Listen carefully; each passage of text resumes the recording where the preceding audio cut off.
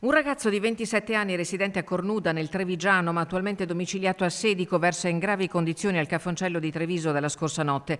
Il giovane di nazionalità tunisina è stato accoltellato al culmine di una lite scoppiata durante una festa privata in un appartamento in via Canesella, a pochi passi dalla piazza di Cesio Maggiore.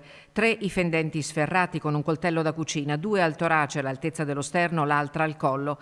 Il ragazzo è finito a terra in un lago di sangue. I partecipanti hanno chiamato il 118 e da Feltre è arrivata l'ambulanza che ha caricato ancora cosciente il 27enne, trasferito dapprima al Santa Maria del Prato e poi in elicottero all'ospedale di Treviso, dove secondo le informazioni non sarebbe in pericolo di vita.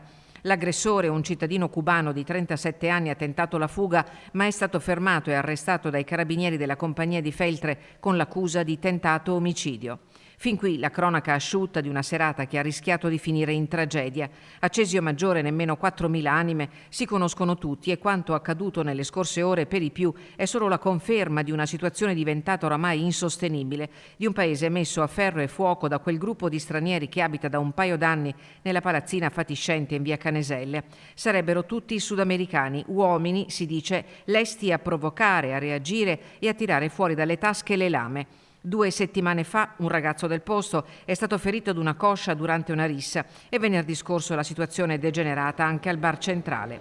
Prima o poi ci scappa il morto, la frase ricorrente ripetuta dai cesiolini come richiesta di aiuto al sindaco e alle autorità competenti, in attesa di un intervento deciso per la sicurezza di tutti.